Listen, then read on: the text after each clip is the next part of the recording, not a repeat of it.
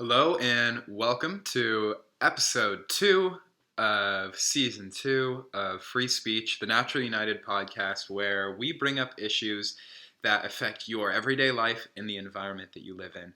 And today is an episode that I'm really excited about. It's something that I've been researching for a very long time, intrinsically on my own, but is something that has the potential to really increase the quality of life of being a human being, but also has a lot of very acknowledgeable dangers that are super important to understand the nuances of before suggesting that we should have every single car on the market be autonomous. And so, before I really get into the details of everything, I'd like to express why this is important, why it's worth your time to listen to what I have learned and the nuances within the autonomous vehicle industry. So, this past year, there were 6 million car crashes in the United States. That is an incredible number, 6 million. I mean, there are many states within the country that don't even have 6 million people. And so beyond that, of the 6 million car crashes, there were 3 million injuries from them, 2 million injuries causing permanent damage to people, and every single day, on average, there are 90 people dying in car crashes. And so the idea with autonomous vehicles and why they're important and why we see so many companies investing in a future with autonomous vehicles is that 90% of the accidents that we have on the road are caused by human error. They are caused by people making mistakes and perhaps not being conscious enough of what's going on in the road around them to be able to navigate away from what can end up being a deadly crash. So the moral of this story is that there are people who are dying, literally ending their life in our current generation, in our current age, who would otherwise be alive if we had been able to figure out how to create this software earlier. And like I said, it is not the perfect way to prevent people from dying in crashes in the sense that you still have that 10% of natural vehicular error. And who's to say that that won't increase once we rely entirely on the machines rather than the people to make decisions? But beyond that, here's what you would need to know. There are level 1 through 5 of autonomous vehicles. There's also level 0, which is what the majority of cars that we drive in 2019 are. And so, a level 0 is like a no automation car. And those are just your everyday cars. They have cruise control. And like I said, this pretty much makes up the majority of the cars that we see on the road. It's what causes 90% of the errors and accidents to be caused by humans is we aren't getting much help from the technology that we're creating. So then we go up one step, and this is to level 1 to driver assistance, where it keeps a safe distance from you and the car next to you. So that means someone's slamming on the brakes in front of you. The car is actually aware of this and can help you. Maybe you are a bit distracted, or maybe you are looking somewhere else at a different car. Your car would be aware of what's going on. It would give you a warning. Certain cars will actually stop for you. And I think that this is super helpful. I think that there are a lot of fender benders that could be prevented if we were to go from the standard of cars being level 0 to level 1, where we have driver assistance. And then what happens next is level 2, where we see partial automation. So this is what we see, that it is keeping cars within the lane, and this is where it will automatically brake if there's a car in front of you. It won't just let you know. It will actually perform the action of stopping the car or keeping safe distances between you and the cars in all directions, front, behind, right, and left. And then we also have conditional automation, and this is, the Tesla, the Volvo, the Audi, and it greatly reduces traffic jams. And on top of that, it doesn't require your hands at this point, but you still have to have a wheel just in case. It's the type of thing where the technology is not advanced enough to be able to fully take over. Um, and the failsafe is still having that wheel there just in case something happens where you have to be alert while you're in the car, but you don't necessarily have to have your hands on 10 and 2 the entire time. And so when we look at the next step, it's high automation. And this is cars driving around without people. And most environments and roads would be mapped out. Not all, but the vast majority of places that you would want to go, you would be able to go pretty much on your own. It would be entirely automated. And so that's a pretty interesting scenario to imagine all the cars on the road being this way. And then we reach the level 5. And level 5 is full automation. And what this means is that there's not only no need for the steering wheel, but there's no need for humans. We see cars going all over the place without anyone in them. And this is, I think, the future that we should work towards. I don't think it's going to happen overnight, but the reason that I think it could be valuable is this. In America, if you want to be a full contributor in the economy, you almost have to have a car, right?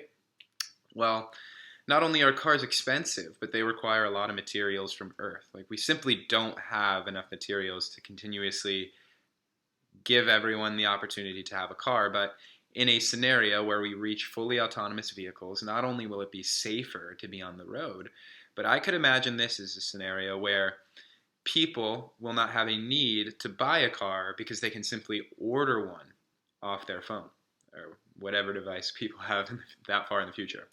So think of it like Uber, except without the driver. And the benefit that it could provide car owners is that they can rent their car out to other people when they're not using their own car. So here you have a scenario where the number of cars that we need in order to get everything done that we have in mind is a lot less than it is now.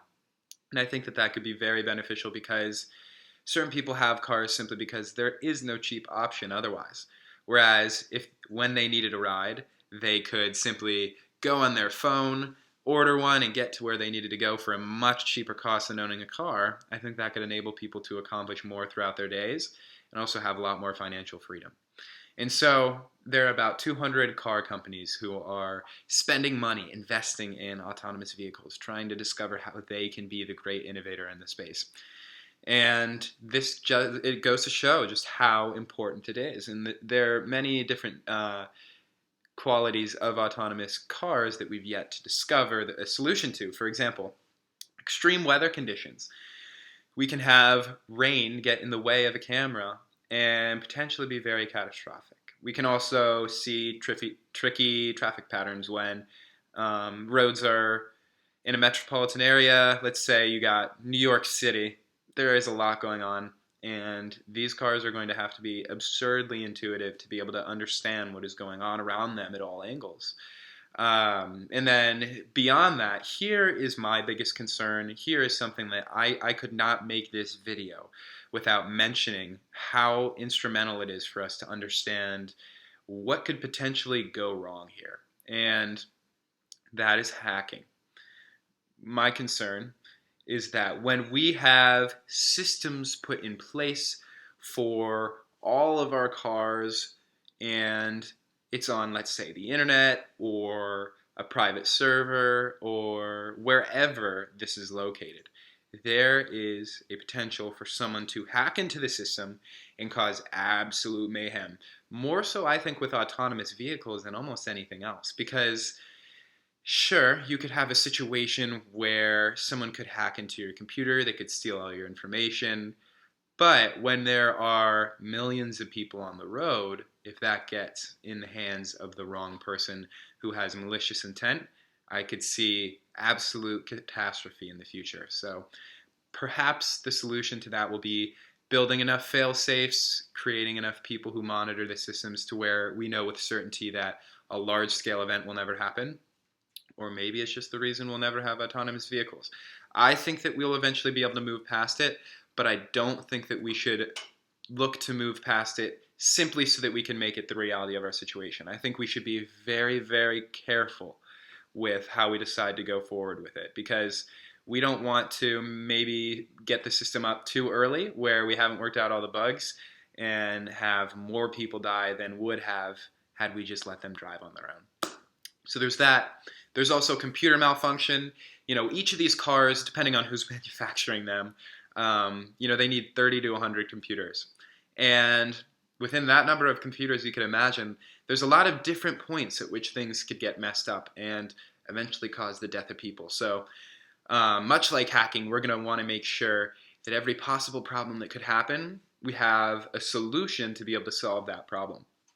And that's why these 200 companies are putting so much money into autonomous vehicles, because one, it's a huge opportunity, but two, there's a lot of aspects of it that we have yet to really fine-tune and discover the right way to go about doing things. And then this is sort of a last point. It isn't a pivotal concern, but I think important to bring up, is that the GPS, the remotes, the power, the Bluetooth, the Wi-Fi, the music, the radio, these are all potential sources of radiation, and when you're making them autonomous, the amount of computer integration that's required is greatly increased. So, hopefully, after listening to this, you have at least a bit of a deeper understanding of autonomous vehicles, why they're important, and why I think we should implement them. Like I said, 90% of accidents are caused by human error. And if we can entirely eradicate that, while keeping that 10% at 10%, if not diminishing it, we can make the roads a lot safer. I mean, just think of it this way. Originally, I mentioned there are 6 million car crashes in the United States. If we could take over 90% of those away, you are not only reducing the number of crashes to 600,000, right? But when you have 3 million injuries every single year in the United States, if we can prevent 90% of those, it would be massive. And we could even bring the number of deaths every single year, every single day from car crashes could be a single-digit number. We have 90 deaths every day on average. It's absolutely heartbreaking. I know so many people who have been affected by this. I know families who have had their breadwinner pass away in a car crash, and it's been one of the most defining moments of their life in a terrible way. And I think that if we could create technology that would limit the number of times that happens, that we should do everything within our power to make it the reality. Going from 90 deaths to less than 10 would be one of the most massive scientific discoveries that we have yet to make. And so I'm really, really grateful to have had the opportunity to kind of express my perspective on it, only because I think it is going to be a part of the future. I think that there are a lot of really amazing benefits of autonomous vehicles, but the reason I spent so much of this video talking about the dangers that they could bring to our life is because I think we need to consider all of the dangers just as much as we consider all of the positives. Thank you guys so much if you stuck through. I think that knowing what I expressed in this video is really helpful going forward in the future, kind of understanding where people are coming from with autonomous vehicles and why they're so important. If you have any ideas or possibly questions or anything you want me to address in future videos, please leave it in the comments. I love all of you so much, and our next episode is going to be incredibly interesting, and I'm super excited for that one as well. Have a great day.